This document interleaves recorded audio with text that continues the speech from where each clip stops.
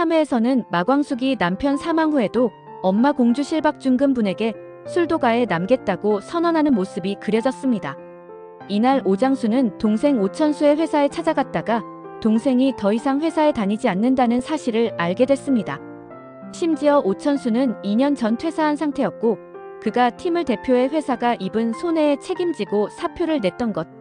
오범수 또한 형에 말하지 못한 비밀이 있었습니다.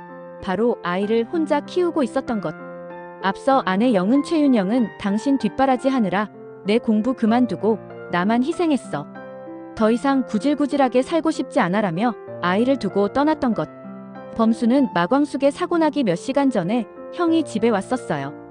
분유랑 기저귀를 사서 돌아오는 길이었는데 절 보고 놀라던 형의 모습을 잊을 수가 없어요. 제가 싱글데디라는 사실을 알고 형이 충격을 많이 받았어요 라며 어쩜 그 충격으로 사고가 났는지도 몰라요 라고 자책했습니다. 하지만 광숙은 그런 말이 어디 있어요. 그렇게 따지면 범수 도련님한테 김치 가져다 주라고 한 내가 잘못이죠. 김치만 아니었어도 도련님 내가지 않았을 텐데. 그럼 사고도 나지 않았을 거니까. 누구의 잘못도 아니에요 라고 동생들을 위로했습니다. 달콤한 신혼생활은 오래가지 못했습니다. 오장수가 갑작스럽게 교통사고를 당해 목숨을 잃은 것. 갑작스러운 교통사고로 사망한 오장수의 장례식이 치러졌습니다. 마광숙이 상주가 돼 사흘째 장례식장을 지켰습니다. 광숙 엄마는 오천수의 아무리 생각해도 이건 아니라고 본다. 큰 사람이니까 교통정리 좀 해달라고 말했습니다. 이어 솔직히 결혼하고 딱 열흘 살았는데 우리 딸이 상주 노릇을 하는 건 좀 아니지 않나? 과부된 것도 억울한데 오가는 문상객들 맞이하고 있으니 엄마 입장으로서 영 깨름칙하다라고 말했습니다. 길을 지나다 이 말을 들은 둘째 동생 오흥수는 우리 형 마지막 가는 길인데 혼자 가라고요? 사돈어른은 낙장불입도 모르세요? 라며 격분했습니다. 공주실은 젊은 사람이 경우 없다고 어이없어 했고 오흥수 또한 경우 없는 건 제가 아니라 사돈 어르신이다라고 맞섰습니다. 광숙은 장수의 영정 사진을 보며 퇴근 시간 맞춰서 데리러 오기로 했잖아요. 왜 약속 안 지켜? 라고 오열해보는 이들의 눈물샘을 자극했죠.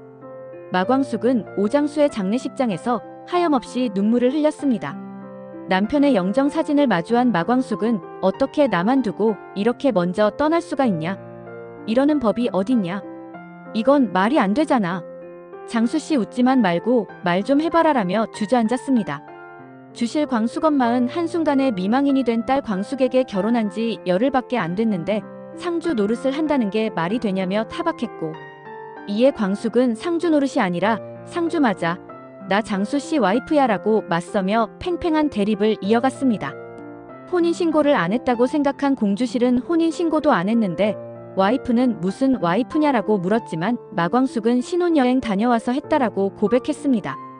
딸이 혼인신고를 했다는 사실에 공주실은 왜 혼인신고를 했냐? 남들은 결혼하고 1, 2년은 살아보고 한다는데 라며 안타까워했고 마광숙은 엄마 이런 상황에 그런 말이 나오냐라고 서운해했습니다. 공주실은 딸년이 열흘 만에 과부가 됐는데 친정엄마가 돼서 이런 말도 못하냐라고 속상해했고 마광숙은 쓸데없는 소리 하려면은 그냥 가라라고 차갑게 얘기했습니다. 한동석은 먼저 떠나보낸 아내를 보러 납골당에 갔다가 광숙과 우연히 마주는데 이때 광숙이 계단을 내려오다가 중심을 잃고 쓰러질 뻔했고 이를 발견한 동석이 재빠르게 붙잡아 큰 사고를 막을 수 있었습니다. 동석은 자신을 뿌리친 광숙이 결혼식장에서 봤던 인물과 같은 사람이라는 것을 알아챘습니다. 김밥 맞는데. 그는 김밥을 먹던 신부 마광숙의 모습을 기억해냈고 그는 힘없이 돌아서는 마광숙을 보고 뭐야 고맙다는 인사도 없이라고 푸념하다가도 분명 김밥이 맞는데 며칠 전에 결혼한 신부가 상복은 왜? 라고 궁금해했습니다. 광숙과 엄마 주실의 대립은 계속됐고 광숙은 장례를 마치고 술도가로 돌아왔고 주실이 자신의 짐을 정리하자 경로습니다. 정신 차리라는 엄마의 말에도 아랑곳하지 않고 누가 뭐래도 난 이 집 귀신이 될 것이라고 선언해 주실을 분노케 했습니다. 나 완또야 완또 몰라. 완전 또라이. 더 이상 상황을 두고 볼 수 없었던 주실은 오범수를 찾아가 광숙이 술도가를 떠날 수 있도록 설득해 달라고 부탁했습니다. 이에 사형제는 광숙에게 장례식 치르고 남은 돈을 돈봉투를 건네며 새 출발을 응원했습니다.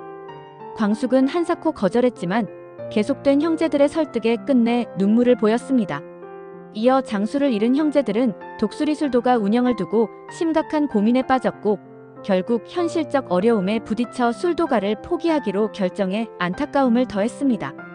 아무도 장수의 뒤를 이어 독수리 술도가를 이어갈 사람이 없었기 때문이죠. 그렇게 떠난 줄 알았던 광숙은 술도가로 향했고 장수와 함께 만들었던 장광주를 만들었던 술을 퍼마시기 시작했습니다. 방송 말미 떠난 줄 알았던 광숙이 술도가 발효실에서 잠든 채 발견돼 형제들을 당황케 했습니다. 형제들은 형수를 외쳤고 잠에서 깬 광숙은 태연하게 굿모닝이에요. 도련님들이라고 인사했습니다. 과연 광숙이 독수리 술도가에서 어떤 일을 벌일지 시동생들과는 끝까지 관계를 이어나갈 수 있을지 다음 전개가 더욱 주목됩니다. 독수리 오형제를 부탁해 는 오랜 전통의 양조장 독수리 술도가의 개성 만점 오형제와 결혼 열흘 만에 남편의 갑작스러운 죽음으로 졸지의 가장이 된 맏형수가 빚어내는 잘 익은 가족 이야기를 그린 드라마임을 기억해 주시기 바랍니다. 사회에서는 광숙은 독수리 술도가 점퍼를 입고 동석을 찾아 호텔에 갔는데 회장인 동석이 호텔 입구에서 일하고 있는 모습으로 만나게 됩니다. 동석은 명함을 주면서 커피숍 가서 커피 한잔하고 있어요. 끝나고 갈 테니까 말하자. 광숙은 뭐야 지금 나한테 작업 거는 거예요 아저씨? 저요 아저씨랑 커피 마실 생각 없거든요. 광숙은 오늘은 일하는 중이니까 철수하는데 내일 와서 딴소리하면 호텔 사장님 찾아가서 다 얘기할 테니까 알아서 하세요라고 합니다. 한편 광숙은 술도가에서 잠을 잘 때 장수와 사과를 먹는 꿈을 꾸더니 입덧을 하게 됩니다. 아무래도 임신한 것 같습니다. 막내는 진해에 내려온 보미가 스토커로 인해 곤란해지자 도우려다가 칼을 맞게 됩니다. 둘이 운명적 만남이 될 것 같습니다. 도매상들은 성금 깔고 술을 공급받기로 했다가 장수가 사망하자 우르르 술도가로 몰려와서 사기라고 난리를 치게 됩니다. 이제부터 광숙의 활약이 시작될 것 같네요. 구독과 좋아요 부탁드립니다.